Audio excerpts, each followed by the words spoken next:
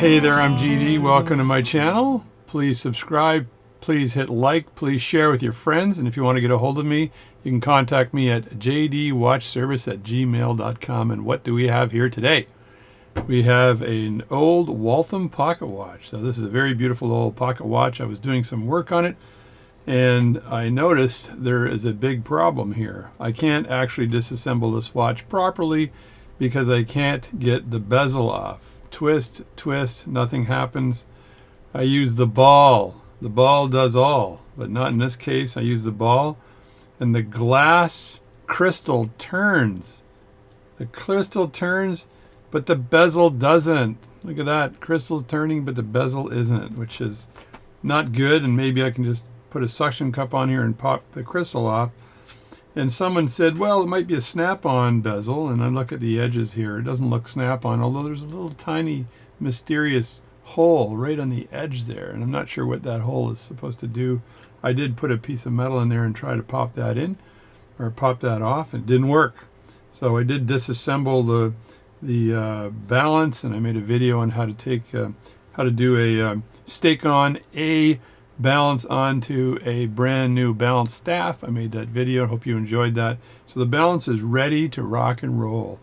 But the problem I have is I want to clean this watch, and I can't get the bezel off. The crystal twist. It's one of these old 1800s crystal, very thick, beautiful crystal. I may polish this up, but not if I can't get it off. So, and I can't get the bezel off, meaning I can't remove the hands, and I can't actually do anything with the watch. Now, the hands will set, which is nice. That means that works, so I don't have to deal with the gearing in there. So that's nice. If I try to wind it, it ain't winding because it's stiff as hell, so it won't wind. The other good thing about this, I think, is that when I open it up, and of course I took the balance cock off, it's been stripped, but if I look at the pallet fork up close, see if I can get a close-up on this. There's that pallet fork in the middle, and if I snap that thing, watch this here. Watch very carefully. Snap. So it does snap back and forth, which means that the power is getting from the mainspring all the way through all of the wheels and gears to the escapement and to the pallet fork. So that's good news, which means the watch is actually functional. I could take this brand new balance staff installed on the balance, or balance installed on the balance staff, depending how you say it, and I could install this in the existing movement here, and I could probably see if it runs as a test, but I really want to get this bezel off. It's just confusing the hell out of me, and I know this thing will screw off. I don't think it's a snap-on because there would be the appropriate groove on the edges to snap it on and off. And so this bezel has probably been on the watch since 1886. I think that's how old this watch is. 1886. Some dude put the bezel on and said, hey, I don't think I'll ever take this off again. I think this bezel belongs on this watch for the life of the owner. So I'm sure the owner is long gone, but the bezel is not. So maybe I'll give a call to Bezel Rathbone and see what he says. Ooh, that's a painful joke. I'm not sure what to do. So what I would like from the people that watch my videos and subscribe to my channel, I would like you to tell me how the hell to get the bezel off. So I don't know how. Somebody mentioned heating it up to get it off. Someone mentioned put some WD-40 in the crack and wait a while. Not sure if that'll work. Is there a better way of getting this bezel off that I don't know about? This one is stumping me because I don't think I've ever had a problem of removing the bezel. I even borrowed my wife's gloves that she uses for dishwashing, the yellow dishwashing glove, to get me some extra F=ma on there and see what happens. Or the coefficient of friction was applied, and therefore allowing me to rotate the bezel and providing a uniform force on the edge. Oh, never mind. Stop talking like you know something. So anyway, I need you to get back to me right away. This is a really short video. I want to be able to get this bezel off. I need advice from everybody. So fill your boots up. Give me some advice. I've been helping you for years on how to repair watches, and also would like to know exactly how to get the bezel off. As a teaser, I'm going to be preparing and presenting how to make a jewel setting. And this is, I'm going to take the raised jewel setting that I made for a gentleman named Bori years ago as the example. It was a 9-karat gold jewel setting. I have a video on that if you're interested in. But I made a jewel setting in my lathe to match his other jewel settings, and which included countersinking the 3 screws that held that supposed, where's my quotes, supposed jewel setting in place. So I'm planning on doing a slide pack on that, on how to do that, and then presenting at the local Clock and Watch Society meeting, probably in November. I think that I'm going to get the thumbs up on that. And so if you have any recommendations on that, then that's great. Or if you want to actually me to have a live session on this YouTube channel, I haven't done it yet. I threatened to do it a while back, but the cottage closes in October. I'll have time in November, December, January, February, March, April, May, June, July, May. So I'll have some time anyway to do that over the Christmas holidays. When I take half a day off, I'll be ready to do that. So anyway, thanks a lot. Thanks for all your support to the channel, and thanks to a few people out there that really support out there. Sonny, for example, Sonny's a pretty cool dude. He's a watchmaker, and he watches my videos and supports them all the time. And so I really appreciate the support he's been giving me over the last while. And there's others out there that support the channel as well. Ed, for example, with the Franken watch from years ago. So shout out to Ed. Shout out to everybody. That's Len, who recently wrote me. You know who you are. And anyway, thanks, Len. And yes, I did learn how to do watch repair, the practical method. I did learn it at home. Wait, where's that? Where's that? Look at that. Practical watch repair.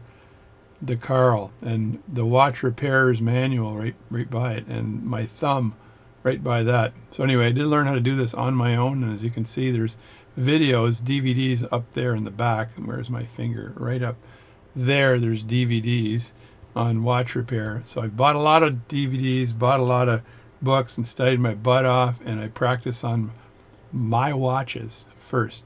I bought hundreds of watches to repair before I touched one customer watch, just to let you know. So anyway, so I'm self-trained, and I think I don't want this to get around, but I think I skipped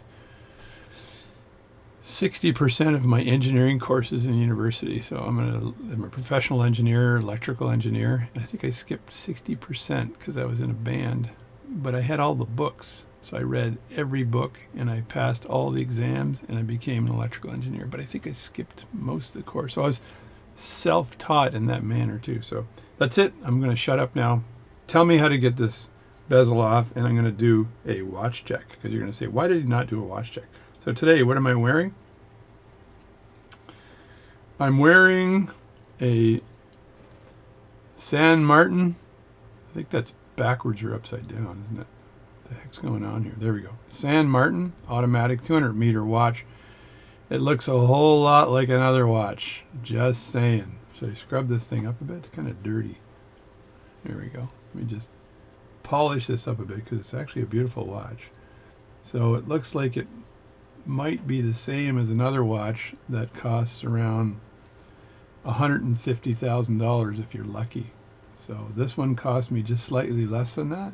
So I'd like you to guess what watch I'm thinking of, and I want you to look at the watch itself. Look at that. That shined nicely, right? It's a little bit of grunt on it there, but it's a San Martin watch. They do a beautiful job at watches, by the way, and you can find their watches on AliExpress, and you can see how this, I believe it's a 2018 on the inside here, I believe 18, but it's as wide as a 24, but its case width is nicely merged into the strap, and it's polished on the center, and the outside is not polished, as you can see.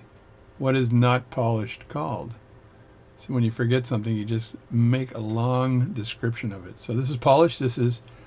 I forgot to do the polishing, but I did something else to make it look satin-like.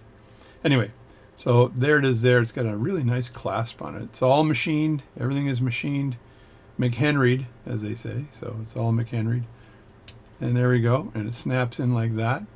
And it is a gorgeous watch. Look at the blue face on this thing. So you want to get a hold of one of these. And it's got a very nice, I think it's a PT 5000 movement in it. And a little date on the bottom. And we're not going to do a complete watch review, but this thing is a beautiful watch. So San Martin, shout out to you folks at San Martin who do a great job making watches. I think they make a lot of homage watches. That's the official name for copycatting, I think. But anyway, homage sounds very French. So that's my San Martin watch. I'm wearing that today. And if you look at my Apple Watch, let's turn that on for a second.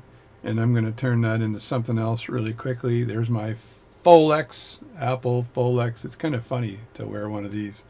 It looks like a Rolex, but it smells like something different. And if I load one of my apps here on the watch, as I scroll through all my apps, I've got an app called Clockology. And when I load that app, the first thing that shows up is welcome to Clockology. There we go.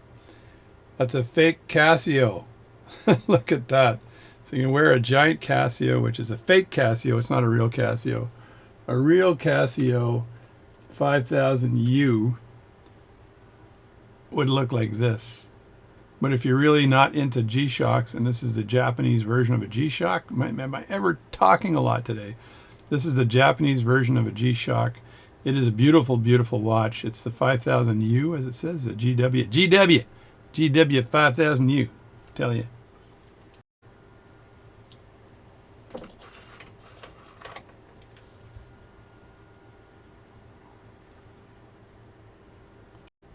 So there's the big Citizen Aqualand dive watch, another one of my beauties, and this one is not timed by Dayton, Ohio, but it's a beast. It is a absolute diving beast. So love this watch. Run you about $500, and it is the brother or the grandson of this watch.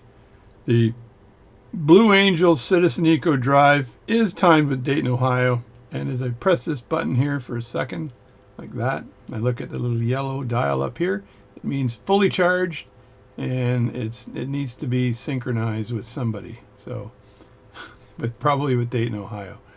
Anyway, that's the Eco Drive. And there's Blue Angels, man. So for all you pilots out there, and I know you're out there, Bill, looking at this thinking, how can I get one of these? How can I get one of these? And all my other pilot friends would also like one of these. And this is a watch that I think another person that I know really well would get. This one here is only if you have massive arms do you want to wear this thing. If you get little skinny little accounting arms, don't buy this watch because people will not see you. All they'll see is the watch. And if you have one of these watches, this G-Shock, then you better be Army trained.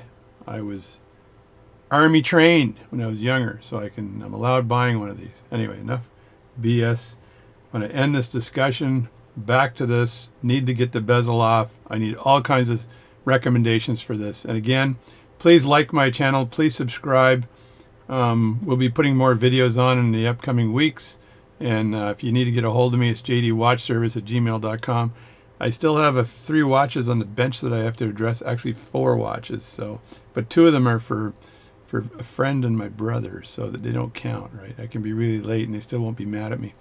But the other 3, I've got one of them running exceptionally, and you saw me put a video on there with that one.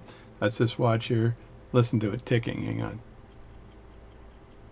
Oh my God, my background disappeared. Beautiful watch. It's keeping perfect time. I'm really happy with the work I did on this watch here. And the other watch I need to do, and the other watch I need to do is a very high-end, beautiful watch that's that I'll get at. I'm teasing you right now, but let me just continue with the teasing here for a second. This is the beautiful watch I'm talking about. It's also a Waltham with a sunken dial on it. I need to do work on this one. And this watch, as you can see, is gorgeous.